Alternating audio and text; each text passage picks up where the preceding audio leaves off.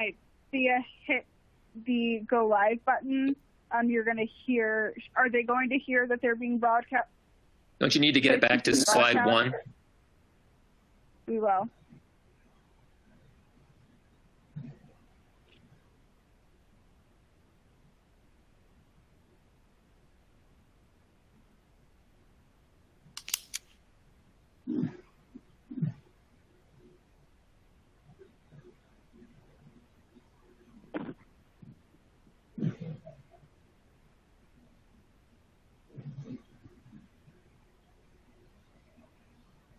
Hello, good afternoon, and welcome to today's webinar, Healthcare's Wireless Revolution, Unlocking the Promise of Digital Health and Advanced Patient Care, presented by Healthcare Innovation. My name is David Raths. I'm Senior Editor of Healthcare Innovation. Today's program is sponsored by RF Connect. So thanks to our sponsor and to our audience for giving us your time and attention today. Before we get started, we have a few housekeeping details. To submit a question, please use the Q&A box to the left of your video window at any time. You don't have to wait until the end of the program. For technical issues, please press F5 to refresh. And if that doesn't work, you can submit a question with your issue through the Q&A panel. Finally, you can join our webinar conversation on Twitter. You can tweet using the hashtag HILiveWebinar. So, today there exists a broad toolkit of wireless technologies to enhance patient care and improve information sharing among clinicians and staff. But with more choices comes more complexity. So in this webinar, we're going to discuss some best practices for selecting, funding, and managing these wireless networks. And we'll also involve the audience with a few polling questions. So we're going to be talking with Jeff Hipchin, Executive Vice President at RF Connect, John Caselli, Wireless Business Manager at Annixter, and Jim Swantko, DAS and Small Cell Business Development Director at CommScope. So before we dive into these issues, why don't we go around and have the three of you introduce yourself a little bit and tell us about your companies. Let's start with Jeff. Thank you, David. RF Connect, we're a 15-year-old company with a national presence focused on providing wireless, both licensed and unlicensed, cellular, CBRS, Wi-Fi, and so forth, solutions to our customers. We position ourselves as a trusted advisor and help them with their now, near, and far needs in wireless. Great. Okay, John, how about you? Thanks, David, and thanks to Jeff and RF Connect for hosting this. Annixter is over a 60-year-old organization. We're a distributor of infrastructure products. Basically, we build, connect, power, and protect critical infrastructure across the globe. I'm specific to our wireless team, but Annixter distributes products for security, power, professional AV, wireless, and your wired and wireless infrastructure within buildings. And Jim. Hey, good afternoon, everybody. So CommScope is, we were founded in 1976, and we're an $8 billion company with a global presence. And we really focus on enabling high-performance voice and data networks. So, we manufacture things such as fiber optic cables, copper cables. We're into Wi-Fi switching, in-building wireless, as well as things like antennas and feeder cables and things that drive your cell phone service on the macro towers. Okay, great. Well, before we get started with the conversation, we have our first polling question for the audience, and it is, which goals do you envision addressing through wireless network deployments in the near future? And we have several choices here: quality of care, mobility and untethering, Wi-Fi network relief, HIPAA compliance, physician retention, patient and family satisfaction, or other. So take a few minutes, a few seconds, maybe the next 15 seconds or so, and then we'll look at the poll results.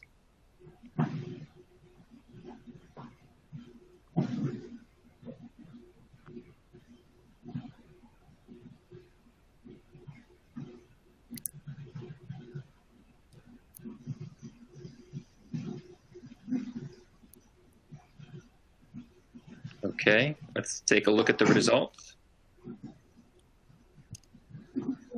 We've got quality of care and mobility and untethering, and patient and family satisfaction, all about evenly divided.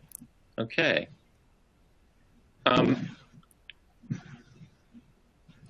I was going to start with the first question because the pandemic is on a lot of people's minds. What are some examples of recent wireless network projects in response to the pandemic?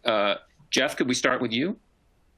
Yeah, as you can see with the slide that's being currently presented, what we encountered early on as the hospitals were going into their mode where they had to set up triage tents to be able to support the need that they had particularly out in front of their existing facilities.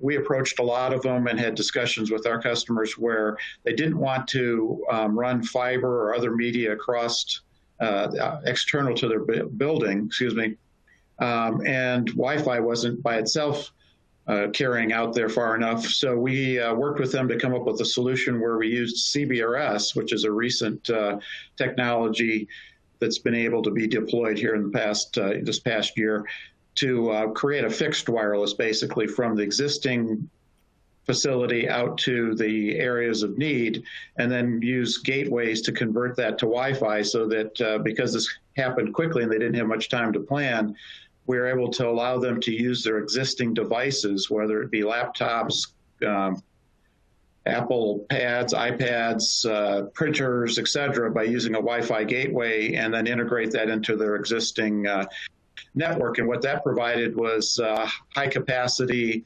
bandwidth for them and also very secure where they didn't an advantage over Wi-Fi if they were to take that approach. Great. Jim and John, anything you want to add to that? Yeah, I'll just that's add that, mostly that's an ideal use case that Jeff just described. But we're also seeing other use cases for CBRS, even extending beyond the triage tents. There are examples where CBRS has been used to extend the reach out to the edge of maybe the hospital property, and as ambulances come on property, they're now able to transfer data utilizing that CBRS link to the hospital, so the doctors get that data before the ambulance even arrives. So that extended reach that CBRS offers is really valuable as we go through this pandemic. Great. Let's move on to talk about business models a little bit. Whose responsibility is it to provide and fund wireless? How have funding models evolved to address healthcare system owner and operator business outlooks? Jeff, could you talk about that? Yeah, sure. What we've seen is historically it was always a very traditional approach where the healthcare would often go out and secure bonds, and it could be part of another larger upgrade with their technology and so forth, or work it into their budgets as a CapEx. And then in the last couple of years, we're starting to see where there's consideration for looking at leases, your traditional fair market value or dollar buyout, and then also what we call a managed service, where it's treated as an OpEx approach so that they can work the pricing of that into an OpEx budget going forward. And the advantages that gives them is they can utilize their capital for other services and expansion that generate revenue.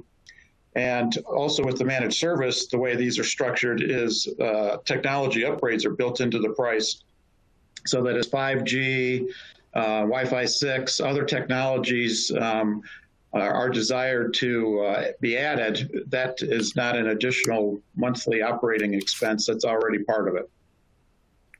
Great. Anybody else want to chime in on that one? Yeah. So with the within the last couple of years, as Jeff mentioned, there's been kind of a transition and a pivot to the carriers perhaps funding or having some sort of subsidy into this. So along with the actual equipment, which has become much friendlier to the enterprise and healthcare system, these models are very flexible, right? They're meant to directly address the need that we didn't see these before a couple of years ago. Okay. Well, I think we have another polling question coming up. Which services or applications do you envision addressing through wireless network deployments in the next 12 to 24 months?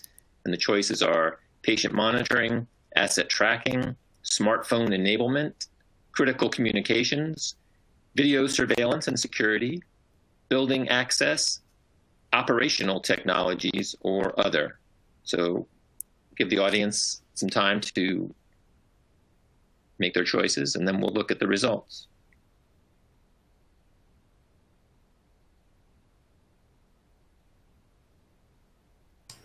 I think the most fun for me is trying to guess what the results are going to turn out to be.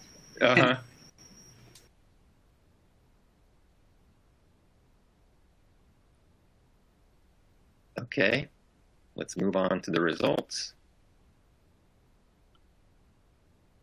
We've got patient monitoring, smartphone enablement, video surveillance and security looks like the highest. Interesting.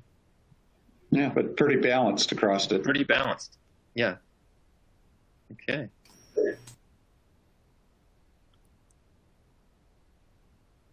The next topic we want to move to is 5G. So what's the big deal about 5G? When will it impact healthcare systems? How should healthcare CIOs prepare for it? John, do you want to take that? Yeah, absolutely. So we've got a slide up, right? It's got some acronyms that you don't need to know exactly what they stand for, but it's the 3 deliverables of 5G, right? So there's 3 different, I guess, subsets or pieces to this that's really going to drive the use cases within healthcare. The biggest 2 are probably the machine-to-machine communications down there in the bottom left. And that's going to really connect all of the various devices. I know asset tracking didn't come up on the poll as a significant use case, but think besides, the rolling carts for X-rays or the like, but just thermostats or, paging devices, anything really that needs to be connected, needs to be mobile. A lot of these are going to be tied in, and the real advantage to 5G is having enough data and having it fast enough to start to run analytics on items. The other big piece is the one in the bottom right there, which is ultra reliable, low latency communications. And that's more on the back end of 5G phase 2, if you will. But that's going to drive those sort of pie in the sky things, or they were 3 years ago, battlefield surgeries, right, where somebody might be sitting in a health organization here in the U.S., but there's a mobile device somewhere else, and they're able to have feedback and latency quick enough to do something like that. So what I think we'll see is as 5G builds out, it'll be a sort of field of dreams sort of scenario, right? So once somebody figures out they can do something, that might be the status quo, and then we'll build from there. In terms of how to prepare for this or what we're seeing already. So 5G is going to be a spectrum. We won't wake up one day and all of a sudden we have it today and we didn't have it before. But really the planning is going to go into what does your current infrastructure look like? What's your wireless technology plan now? And what's your plan 1, 3, 5, 10 years in the future, right? Just like Jeff said, what's your now, near, and far plan, and how do we develop a cohesive look at building infrastructure to address that? And how do you do that within a holistic approach to incorporate other systems that may not be wireless, but might run on the same infrastructure or within the same conduits, in the same closets, et cetera? Mm-hmm. Anybody else want to chime in on 5G? If not, we'll move on. I think John covered it pretty well. Yeah, he did. Okay, we'll move on. We have another polling question, and this includes 5G. Which emerging wireless technology intrigues you the most? 5G, Wi-Fi 6, CBRS, BLE, LoRaWAN, or other? So we'll give that 15, 20 seconds for people to vote.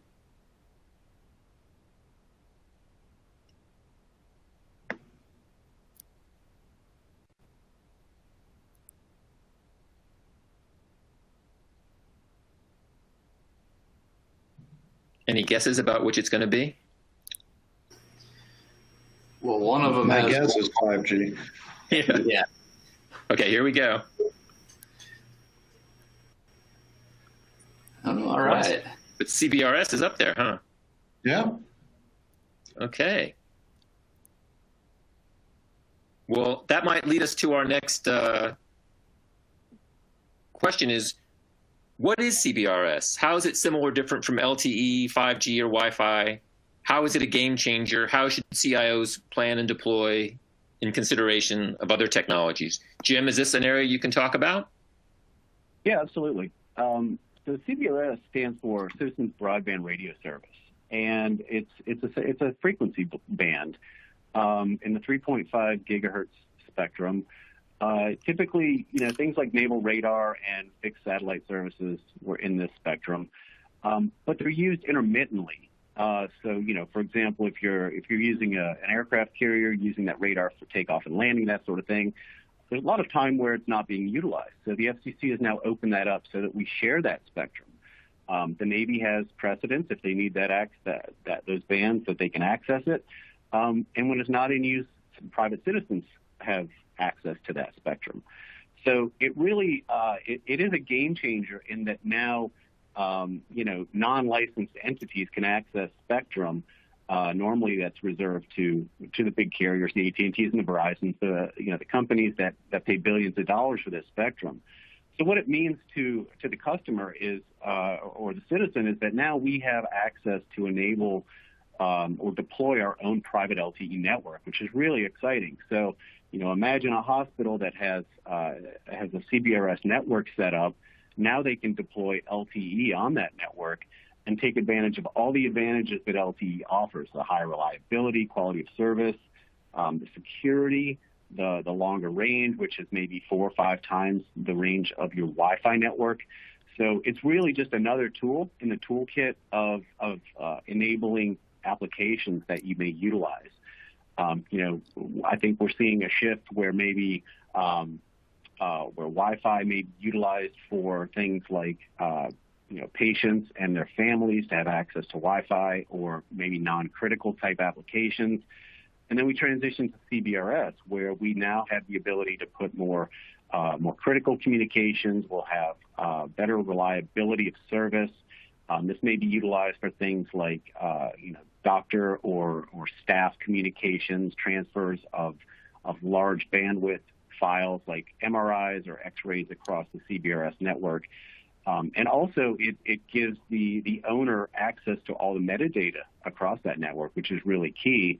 Currently, if you're using LTE, all that data and information belongs to your mobile network operator. So it's very much a game changer in that it now, I think, bridges the gap between your traditional mobile network operator services and your Wi-Fi. So it's just another really powerful tool that I think we're going to see leveraged as we move forward, towards more 5G. Wow, that's really interesting. Okay, let's move on to our next poll question. Which capabilities of a new wireless network would improve the chances of consideration and or approval in your facility? Performance, compatibility, simplicity, privacy and security, cost effectiveness, reliability, or other? I'm betting privacy and security is going to get a lot of votes here. And I think it'll be close with performance as well. Yeah. They're all good ones. Yeah.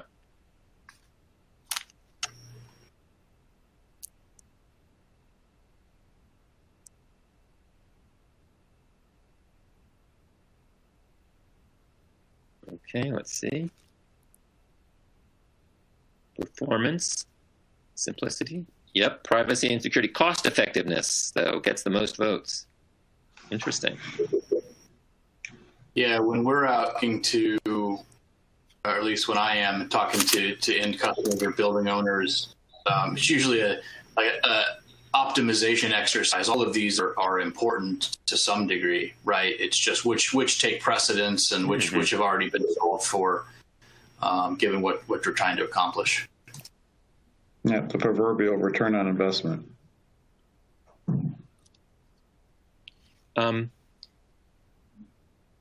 Let's talk now about network planning.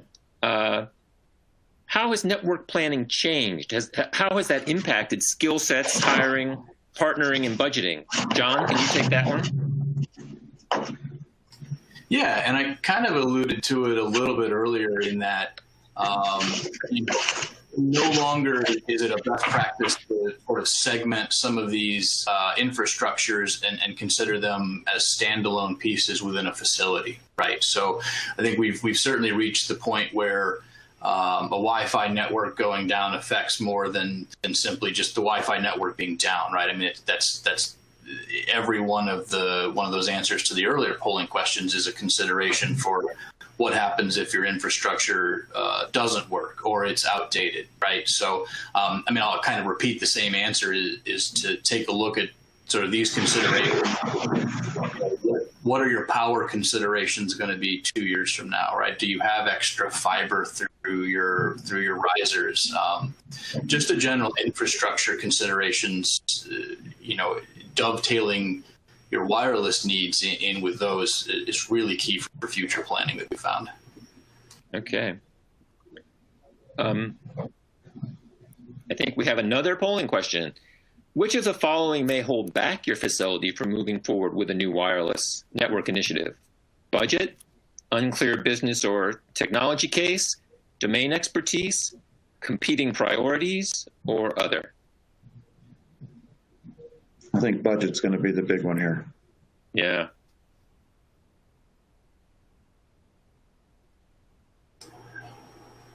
Well, if money were no object, right? But yeah, I mean, and I think you're probably right, Jeff. But to tie that back into kind of how we started, I know there were a number of healthcare facilities and organizations that this COVID derailed all of their plans, not just what they were planning to do with wireless, right? I mean, there was so much that had to pivot because of the world we now live in. Some of which is budget, but some of which is a general consideration of how we use or want to use our facilities. And there we see budget won. You were right. Budget came in first by a long shot. Yeah. Well, no surprise there, but Jeff and Jim can both attest these new emerging technologies are increasingly friendlier to the building owner, property manager, et cetera, right? So if you're a healthcare organization who's taken a look at this, maybe even 2 years ago, the options are different in terms of technology. The optimization for that infrastructure is different as well. Mm-hmm. Let's move on a little bit. How can CIOs future-proof their wireless technology investments? What technologies or business mechanisms or strategies exist? Jeff? Yeah, this is particularly in light of that last polling question, tying it to budget, so you got to use your money wisely if budget is a concern and constraint. So one of the things that is certainly very clear, whether it's fixed, whether it's wired or wireless, is the trend is certainly we all have an appetite, our devices have an appetite for more data, more capacity is needed. And in order to meet that goal, one of the things that you need to do is plan your backbone, as John was alluding to, because the irony of it is there's a lot of wire and wireless, and that's going to always continue. But to accomplish that, looking at horizontal fiber or Category 6A strategies, horizontal will improve the performance and capacity going forward. And the other thing that we know for certain, to accomplish greater capacity and lower latency, we need denser networks, meaning we need more access points, more antennas. And again, to accomplish that, you can plan for the future, whether you need to utilize all of those connections immediately or not. You can put together your planning and structure for infrastructure for the future to allow for that, so that it minimizes the cost going down the road. Well, you kind of have addressed this a bit, but so what healthcare services and applications are best suited for wireless? And of these, which will continue to be Wi-Fi and which will continue to be wired? Jim, do you want to take that? Sure. So, I think when we typically think of wired connections, we think of very secure, immobile type of applications. I think of very large file transfer type things, again, back to my MRI or X-ray imaging. And that's really due to the fact that, the wireless services probably aren't really designed to support those types of applications. But what I think is as we move forward with CBRS and 5G, we're going to see that line blurred even more. So, I think we're going to see a move away from, the wired applications, and especially with things like private LTE, having the security, the confidence to transfer, medical information, very secure data across a wireless link now that we have the encryption and all the security features that go along with LTE and 5G. It's going to open up the door to a lot more being unwired. Just due to the capabilities. So I think that's kind of the way I see those two, wired versus wireless, shaking out. Yeah, Jim, this is Jeff. We see the same thing. We've actually met with, we have a number of hospitals that we're working with that their goal is over the next few years, their drive is portability and mobility. And obviously to accomplish that, they want to untether as much as possible. And a couple of them, their goal is to have all devices untethered and connected to wireless within 5 years. And it's all the points you touched on. And again, there's a role for all the different and various wireless technologies, but one of the advantages with the new one, CBRS, with the low latency and higher capacity, is it really drives like the Da Vinci surgery machines and so forth that gives them flexibility to be able to move those dynamically to where they're needed, and flexibility likewise with patient kiosk and various applications like that. And I think we'll see that change too, right? So the availability of devices, if you were to look at installing a network today, there are certainly a lot more devices that are natively run on Wi-Fi. That will certainly be true in the future, but also even 2 years from now, a year and a half from now, there will be a substantial number of devices that are also native on CBRS. So, as of, like Jeff said, for the COVID tents that they popped up, those devices were not native to CBRS, but there are gateways and workarounds. So having that plan and saying, okay, we're going to incorporate CBRS and private LTE and having a transition from current devices to next-gen devices will help too. Yeah, that's probably a quick thing worth mentioning is the reason for that at the time was this wasn't planned out, and so it was a reactive effort to allow them to utilize their existing devices. But going forward, the devices, whether they be cell phones, tablets, computers, printers, a lot of them are already coming out with CBRS radios built into them, so that if they're going forward with a proactive approach, they can accomplish that without the necessity of a gateway in between. Absolutely. Okay, guys. We kind of touched on this at the very beginning, but are there some other things we can say about the impact of COVID? Are there new services and applications or temporary triage facilities, special HIPAA and security needs that require connectivity, certain wireless technologies that are more scalable and faster and more secure to deploy in that situation? Yeah, a couple of things that, oops, I'm sorry. Go ahead, John. You could start, Jeff. That's fine.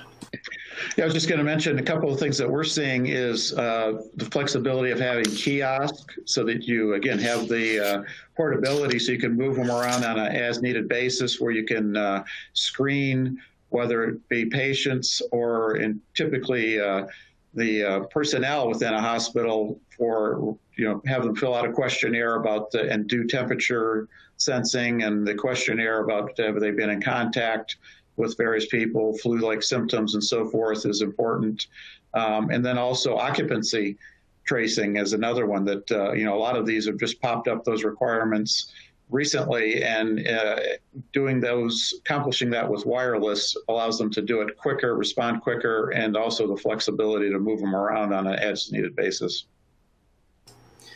Yeah, you led right into where I was going to go with my answer, and that's something I kind of mentioned before. Is COVID is forced everybody to take a look at how they utilize their facilities, right? So, how do patients or potential patients come in? Where are they routed? How does family get in?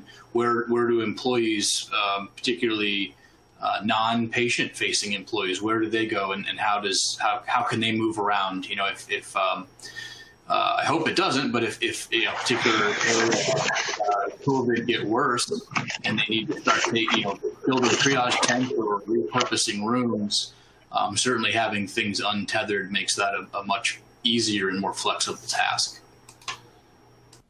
Yeah, and I would add to that personally, I can speak to the fact that we're doing more and more things remotely, just in terms of patient-doctor interactions. My mother, for example, all of her checkups are now being done essentially via FaceTime. Are there times where she needs to be into an office with a meeting with a physician? Of course. But I think COVID has really caused us to take a look at what can we do remotely, and that wireless connection is really crucial in making that happen. And I see as 5G becomes more prominent and just the capabilities of doing more and more things remotely, it's only going to increase. Okay, guys, we're gonna get to some Q&A with the audience here in a couple minutes, but we want to wrap up by asking you what advice you have for healthcare CIOs for planning, evaluating, deploying, managing wireless networks. And let's go around, maybe start with you, Jeff. We'll go around all three of you and see if you have some advice for CIOs. Yeah, thanks, David.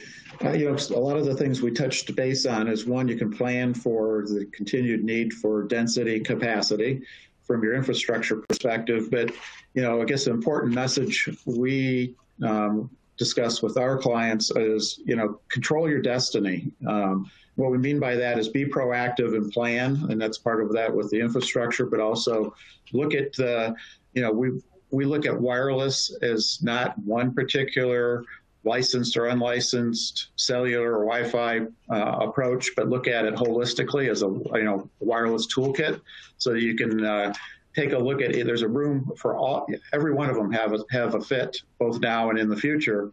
So be open to that. Take a look at that and see what fits best on your needs, individual needs for the now, near, and far approach. And then on the funding, because one of the questions mentioned that budget is a big constraint, and it always is, and it will continue to be. One of the things that we try to help out with as well is there are a lot of funding options, which again we talked about briefly, as well as helping, being a kind of a semi-public venue, hospitals with patients and visitors and so forth. A lot of times the carriers are interested in continuing to help make sure that they're represented well when their customers enter these facilities and work in these facilities. And so there's a lot of times that we're able to help our customers get funding from other sources like the carriers to contribute to that.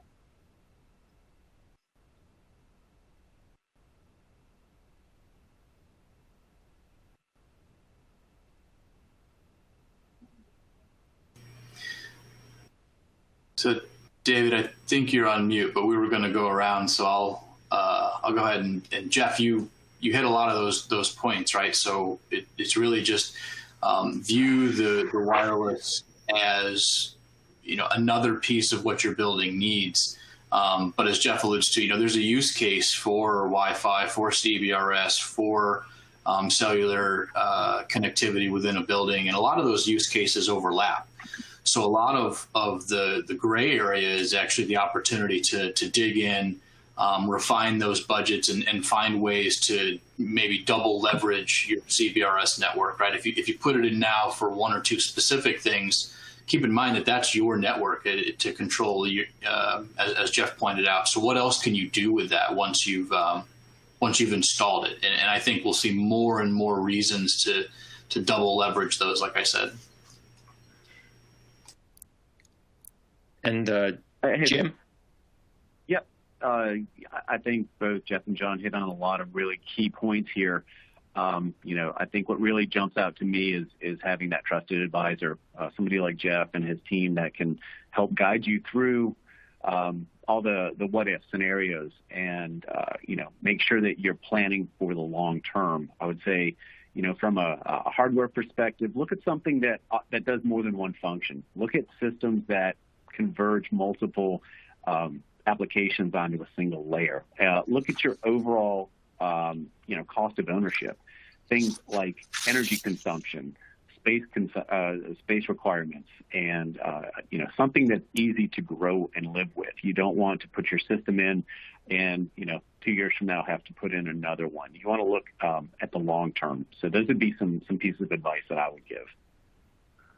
All right. Well, let's now turn to some questions from the audience.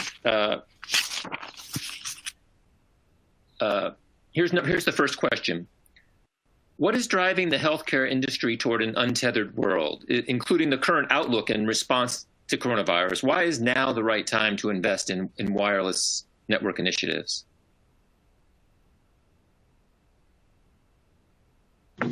Yeah, I'll start with that, David. Again, we touched on it a little bit, but some of it is things, if nothing else, the pandemic has proven that things can happen very quickly, and we can't plan 100% for the future to know how we need to respond to things. And as I mentioned in my discussion just briefly, as far as planning, what we can do is try to anticipate as much and plan for the unknown. What I mean by that is that's where wireless has a big advantage. It gives you that mobility and portability, so that if you all of a sudden need to deploy something, like I said, these kiosks that ask the questions and take the temperatures, or building access, or if you need to expand on your wireless outside, you can't beat wireless solutions to allow for those scenarios. This is Jim. I would only add to that I think there's a lot of appetite for wireless connectivity. I think now is the right time because the technology is really is catching up to the point to where it is now a viable alternative to our wired connections, like we were talking about earlier. Now we do have the speed and the latency reduction, so that we can now implement a lot of these applications with a wireless connection, where in the past, it hasn't been as robust or as efficient. So now I think that's really another key consideration in all this, is that now the technology's caught up to enable a lot of these applications that weren't really designed for wireless services in the past. So question number 2 we have from the audience. What advice do you give to healthcare IT leaders for approaching this wireless revolution, including navigating the emerging wireless toolkit and funding options? I'll start on that one real quick. I think the biggest piece of advice was just to be flexible and be open to exploring options, right? So with this emerging toolkit of having 5G or on the horizon, and then CBRS as a viable technology now, don't start with trying to find a reason to grab a CBRS network, or a reason not to have one, right? Just lay out on the table with whomever your advisor is that, hey, look, these are the things that we're trying to accomplish. These are where we see these communications going in the near future. And let us back into what wireless technology or technologies make the most sense in lieu of those priorities that we talked about, right? Whether it's budget or security, et cetera.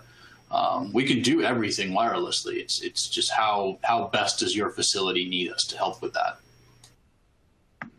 Just add to it, it shouldn't start out with the technology and find the applications to fit it. It should be the other way around. You determine the business case and what is needed to support it.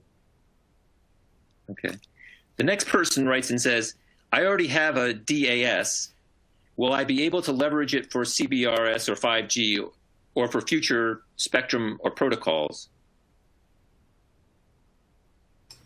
So I'm going to teach everybody how to be a wireless expert. The answer is it depends. And you can answer that to pretty much any question. And I mean that half facetiously, but it's, yes, you can leverage it, maybe. It depends on how old it is, who manufactured it, but certainly anything that gets installed now has an outlook that it will have 5G upgrades, whether they're software or just modules and don't require a full forklift upgrade. Or there's same thing with CBRS, right? Is it just an add-on? Because we're at the point now where there's no appetite to redo entire sets of infrastructure.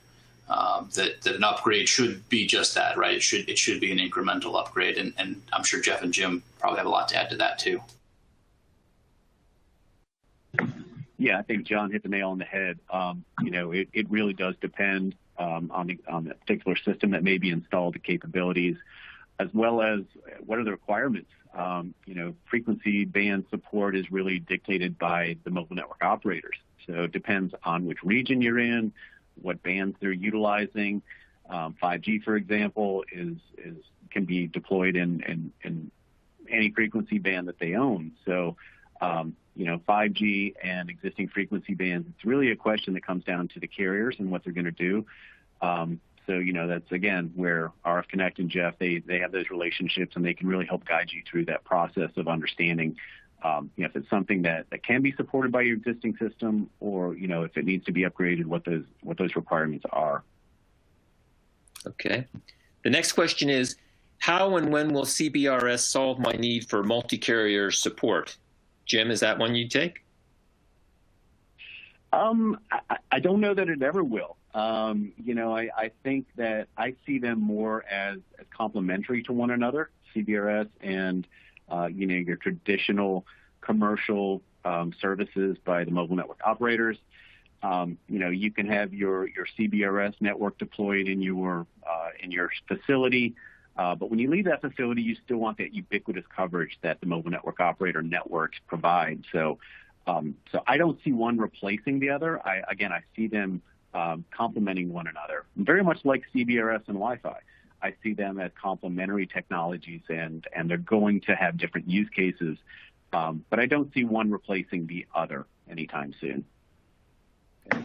Yeah, I'll just add to that a little bit. I agree with you, Jim. However, there are some initiatives underway, if that's what the person that asked the question, where there will be roaming capabilities, in particular for voice and data, to roam on and off of the CBRS and onto the carrier networks. But there's some standards and protocols that are being worked on. Facebook is doing some testing currently. We've been talking to them but it is a ways off. Even that capability is a ways off. So to Jim's point, it's not an either or.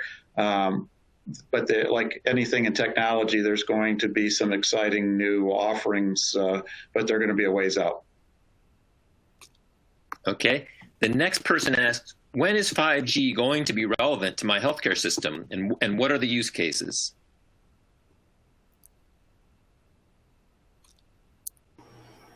So I think we touched on that a little bit, right? So again, lumping 5G in as a single object or a single technology is eventually going to be true, but it's going to be a gradual build up from the current 4G LTE technology that we have now to full 5G.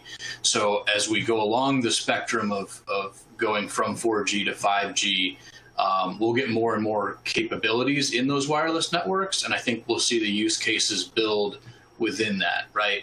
To use a quick analog, if you went to Times Square 12 years ago, you might have seen a lot of people on their cell phones, but their phones are up to their ears.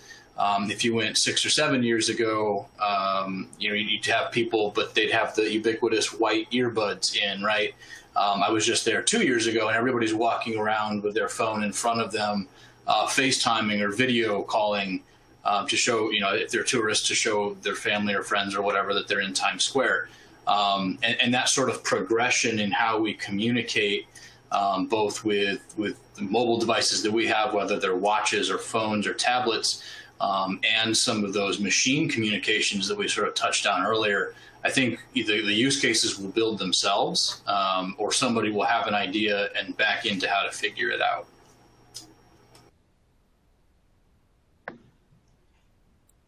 Yeah, and I think to add to that again is the whole Internet of Things. As more sensors start to embrace those radios for 5G, everything that I'm reading and been told is that the number of devices escalates exponentially, and that's where the whole 5G technology becomes very beneficial. Okay.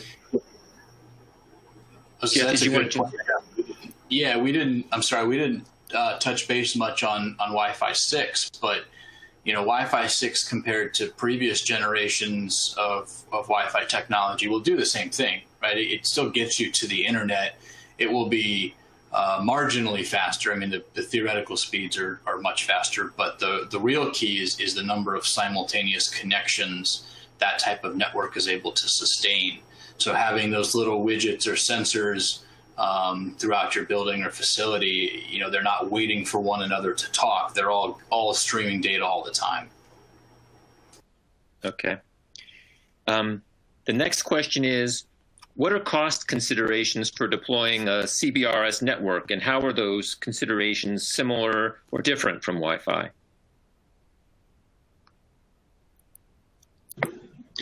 I'll take that one or start with it, David. A couple differences in, since it's what we call a semi-licensed frequency, there's some inherent advantages there's much less noise, so the signal to noise ratio is much greater, and thus the performance in coverage areas is greater. So in general, you can get by with less antennas with that, from that perspective.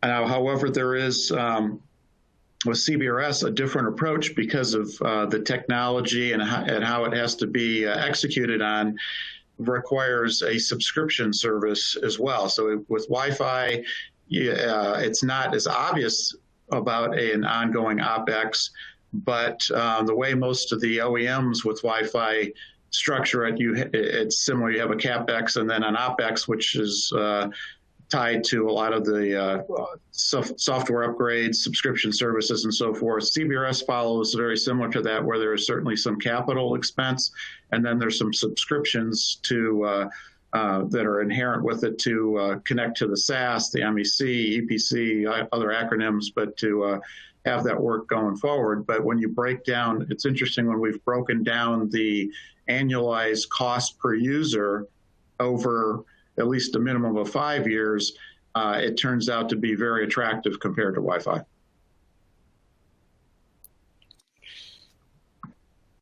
Our next question is, how applicable is this emerging wireless toolkit to smaller facilities or rural hospitals?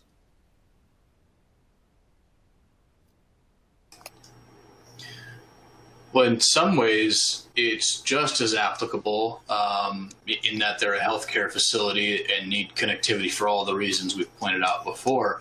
But in other cases, it might be even more important, right? So a DAS system or a CBRS system, right, is a standalone piece of infrastructure, or it's converged into your fiber or copper networks.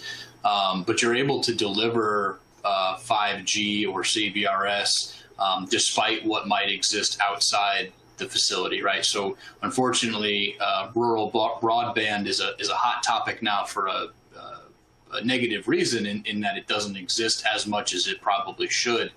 And that's a talking point for a number of different people and places. But you can bring that to your facility, and it doesn't have to exist yet outside of it. So you can get 5G and CBRS now, and you don't have to wait for Verizon to bring it to a rural spot, or AT&T, for example.